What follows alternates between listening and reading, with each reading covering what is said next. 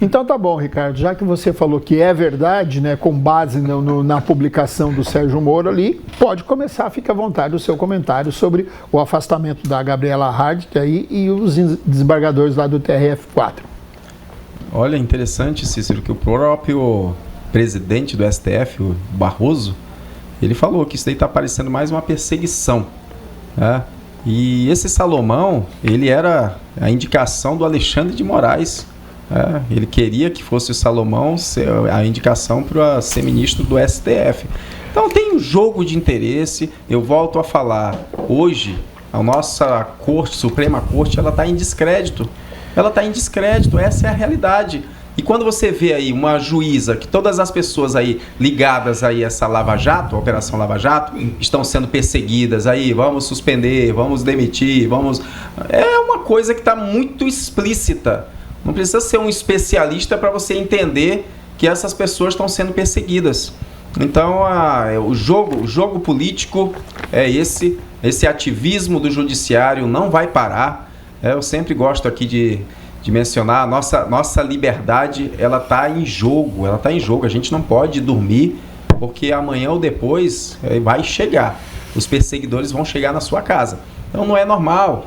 Eu sempre gosto de citar um dos maiores defensores da liberdade dos Estados Unidos, né, o primeiro presidente, George Washington. Ele falava o seguinte, basta uma única geração abrir mão da sua liberdade e nós a perderemos para sempre. Então não podemos deixar isso acontecer, não podemos deixar que essa Suprema Corte, e eu faço crítica porque ainda posso usar do meu direito constitucional de me manifestar. Fazer crítica não é cometer crime. Eu posso criticar qualquer pessoa, que se eu não estou gostando da atuação, se visivelmente está tendo um desvio de competência, a Suprema Corte não está fazendo o seu papel constitucional. Isso aí não só sou eu quem está falando, vários especialistas do meio jurídico falam isso o tempo inteiro. No cenário nacional, em outros países, a nossa Suprema Corte ela não está sendo bem vista. Essa é a realidade. Infelizmente, a gente está perdendo credibilidade. Então, mais uma vez eu falo, e aí eu concordo quando o Samuel fala que o nosso Senado Federal não age, não se manifesta, é verdade. Eles têm o dever constitucional, mas o problema não está no Senado, Samuel. Vários senadores já pediram para ser pautado, já fizeram vários pedidos de impeachment do Alexandre de Moraes. O problema está no Rodrigo Pacheco, que ele não coloca. Ele tem o dever legal, constitucional, institucional de pautar esses pedidos de impeachment, mas ele não coloca. Então se acovarda. A gente tem aí um presidente do STF, do Senado Federal, que se acovarda diante de pautas tão importantes. A gente tem que entender que o ser humano, seja de qualquer esfera, a gente pode errar, a gente erra o tempo inteiro. Dizer, idolatrar, endeusar alguns ministros e dizer e afirmar aqui que eles podem tudo, não é razoável, não é. Ali a gente vê ali naquela Suprema Corte uma pluralidade de ideias. Se a gente estabelecer que tudo que os ministros fazem é correto, então por que eles divergem de opinião? Como agora nesse caso aí Barroso divergiu de Alexandre de Moraes. Então significa que ali nem todo mundo está certo. Ou as opiniões divergem. Então isso é democracia, essa pluralidade de ideias, de opinião. Não existe dono da verdade. Alexandre de Moraes não é o Deus do Brasil. Ele é um ser humano que pode errar. A diferença é que mesmo errando, tem gente aqui que idolatra, que protege. Tá certo, tá certíssimo. Não tá. Então eu sempre vou sustentar que a Suprema Corte, ela está fugindo, e como dizia o grande ídolo Bolsonaro, está fugindo das 4 linhas da Constituição. Vamos lá, Samuel, sua vez. Olha, me deu até um pouco de dor de cabeça aqui na fala do Ricardo. O que o STF tem a ver com o afastamento da Gabriela e dos desembargadores do TRF4? Nada. Quem afastou foi o Conselho Nacional de Justiça. Que é formado pelos membros do STF. É só tu ver que o presidente... Vai ver que a maioria dos membros do CNJ são formados pelos ministros do STF. Tá, de forma que quem afastou foi o Conselho Nacional de Justiça. E no bloco passado, o Ricardo queria que o CNJ, que é composto pelo integrante do STF, julgasse o próprio STF. Só para você ver como é tão controverso que é a fala dele. Mas vamos lá. Essa senhora aí, a Gabriela, ela é acusada de fazer o desvio, malversação de 1 bilhão e 200 milhões de reais. 1 bilhão com B de bola e 200 milhões de reais. Isso significa ser quase 3 vezes o prêmio da Mega Sena da virada. Ela, Deltan Dallagnol, a Força Tarefa da Lava Jato e esses picaretas aí do TRF4. Quem está passando pano aqui, Ricardo, é você. Tinha que vir a público e dizer, olha, eu estou envergonhado, estou anojado por pertencer a um partido político que tem o Deltan Dallagnol e que eu tinha que vir aqui a público aqui e dizer, eu como partido do Partido Novo, não gostaria de pedir o afastamento do Deltan Dallagnol até que se esclarecesse a situação. O Deltan Dallagnol aqui, que o Ricardo quis dizer, é do partido dele, o Partido Novo, esteve aqui em Porto Velho e está sendo acusado de desviar dinheiro público. Ele tirava o dinheiro lá da Lava Jato, colocava numa associação privada e essa juíza Gabriela aí queria ser afastada das atividades laborais de magistrada para administrar o fundo, o dinheiro. Aí o Deltan Dallagnol ia lá, recebia 500 mil para dar uma palestra de 1h30, dinheiro desse fundo. Já tinha um particular, viagem para o Emirados Árabes, para a Indonésia, para a Europa, Países Baixos da Europa, tudo com o dinheiro desse fundo. Opa, calma aí, companheiro. Vamos ter clareza aqui, Ricardo. A gente não pode passar pano para o Deltan Dallagnol, para a Gabriela e para os integrantes da Lava Jato. Você, como uma pessoa proba, digna, honesta, honrada, tinha que vir a público aqui e dizer, olha, estou decepcionado com o Deltan Dallagnol. Porque a acusação que está sendo feita aqui não é por mim. São os órgãos de controle, fiscalização. Cadê a Gabriela, o Deltan Dallagnol, do Partido Novo, vindo aqui publicamente dizer, ó, que quem tem honra, defende a sua honra. Ele tinha que ser o primeiro a dizer, olha, está aqui disponível a quebra do meu sigilo bancário, fiscal, telefônico, contra mim, não paga nenhum tipo de acusação e não ficar com esse espetáculo midiático dizendo que o STF está perseguindo a Lava Jato. Perseguindo de quê? O foro adequado para analisar a conduta atípica, delituosa, criminosa, abusiva, arbitrária de qualquer integrante do Poder Judiciário, do âmbito do Estado ou federal, com exceção do STF, é o Conselho Nacional de Justiça. Está na Constituição e está no regimento interno do Código de Magistratura. Agora, dizer que essa acusação de 1 bilhão e mais de 200 milhões de reais não é uma acusação grave, eu, se fosse acusado de um crime desse, pregando a moralidade, como o Deltan Dallagnol prega de goela abaixo, ele tinha que vir ao público e dar de dedada na cara da Polícia Federal, do CNJ e de todo mundo. Estão tudo com o rabo preso. Essa que é a grande verdade. Fizeram barrigada, criaram um projeto de poder, um projeto político. Tanto é que o ex-juiz Zeca Moro entrou para a política, tentou ser presidente da República, viu que ia perder para o Lula e para o Bolsonaro, ia disputar o 3º lugar com a Simone Tebet e com o Ciro Gomes, recuou, saiu de São Paulo, porque o astronauta ia ganhar dele, o Marcos Pontes, e voltou para o Paraná com a cachorrinha dele.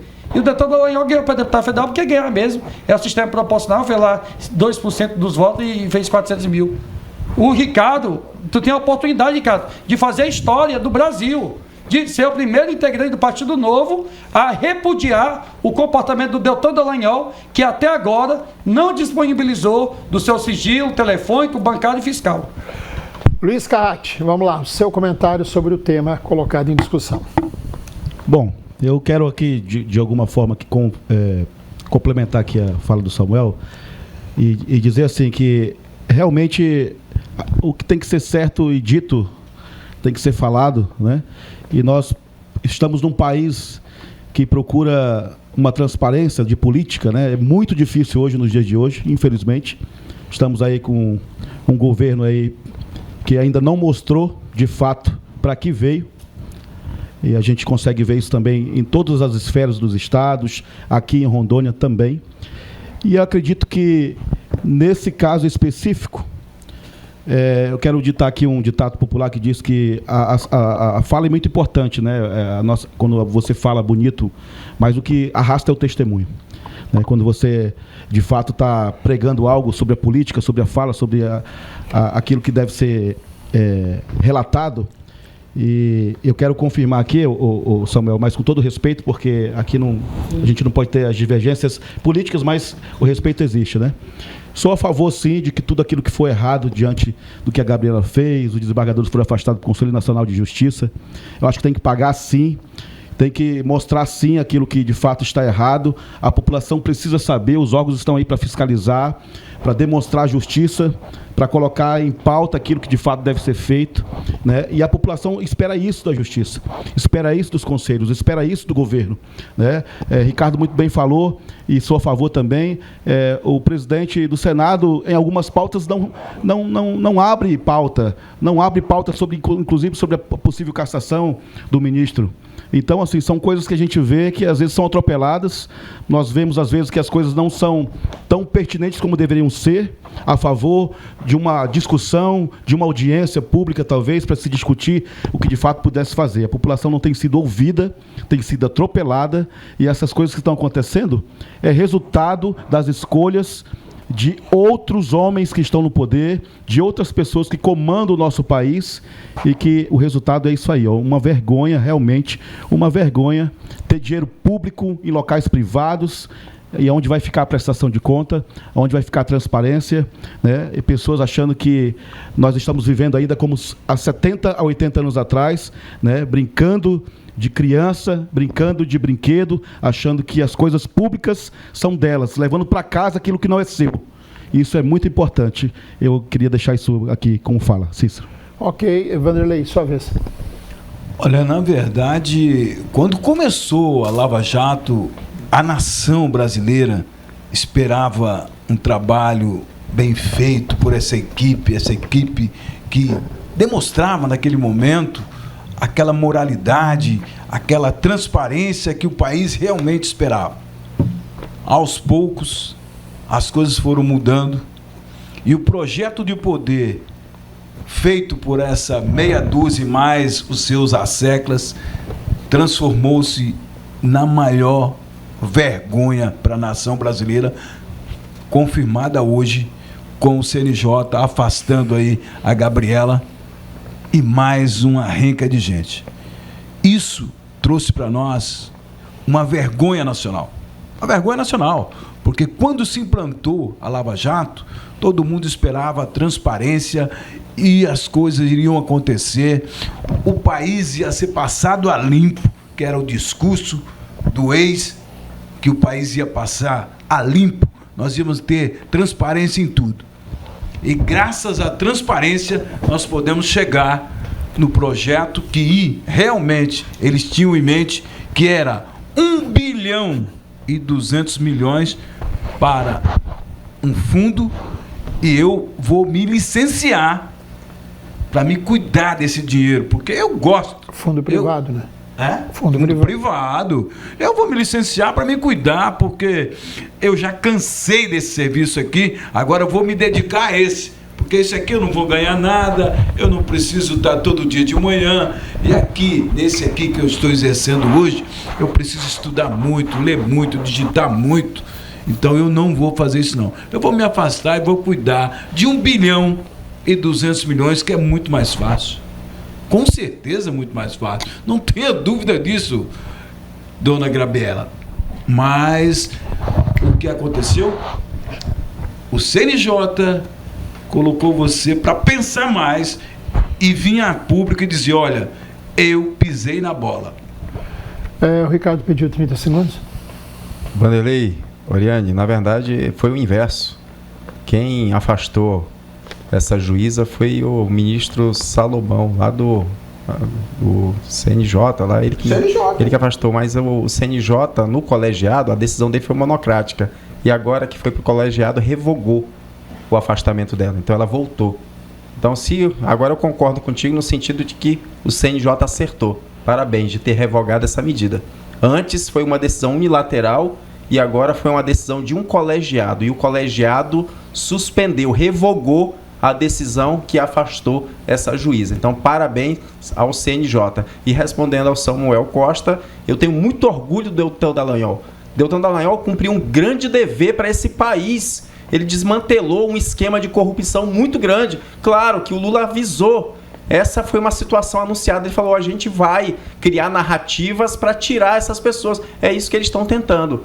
O Deltan Dallagnol, uma pessoa honrada, que eu tive o grande privilégio de conhecer pessoalmente, converso com ele de vez em quando pelo WhatsApp, é uma pessoa que me dá algumas orientações, então eu tenho um grande orgulho de fazer parte desse time do Novo, que é o único partido que não tem nenhuma mácula de corrupção na sua trajetória. Então, parabéns, Deltan Dallagnol, parabéns ao Partido Novo. Muito bem, seguindo. Olha, antes de eu chamar um intervalo, eu quero dar um pitaco sobre isso, né? Sobre tudo que foi falado aqui, né? E eu, inclusive, né, como eu nunca desviei dinheiro público, nunca peguei o que não era meu, né, então eu tenho liberdade para falar, né, e como jornalista tenho liberdade e responsabilidade, claro, como jornalista que eu preciso colocar. Agora, isso, porque foi indicado por esse... todo mundo é indicado por alguém. No Ministério Público tem indicado, no Tribunal de Contas tem indicado, no TJ tem indicado, tudo quanto é lugar tem indicado. Então não adianta dizer, não, mas porque esse é indicado do ministro não sei o quê. Esse é indicado... Gente, vamos parar com isso. Tem indicado em todo lugar. E essa coisa do Senado, porque o Senado, porque não vai para a pauta, porque não quer... Mas gente, isso é de agora, pessoal. Quem está nos acompanhando, inventaram agora isso de travar uma pauta e não colocar? Vamos lá, vou falar do Bolsonaro aqui, lá atrás. Ou o Bolsonaro se rendia ao tal do Centrão, ou ele se rendia ao Centrão, que o Heleno, o general Heleno disse que se correr não pega um, né, se referindo ao Centrão, e depois teve que se render. Então não adianta, gente. Não adianta, não funciona como se sonha. É completamente diferente.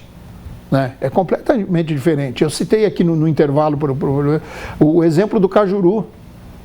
O Cajuru era um doido, né? Um desavisado, gritando lá na tribuna, no microfone, que o Gilmar Mendes, lembra disso, Samuel? O Gilmar Mendes, porque e feito um idiota de gabinete em gabinete, pegando assinatura para quê? Quem é que assinou? Teve maioria? Não teve. E não vai ter nunca, gente. Porque quem tem rabo preso não vai assinar. Não vai assinar porque está devendo na praça. Então não adianta. Não adianta. Então tem indicado em tudo quanto é lugar, né? Tudo quanto é lugar tem indicado. Então aí se vota, se mexe, se dá uma mudadinha naquilo que menos incomoda. Porque o que mais incomoda vai para debaixo do tapete.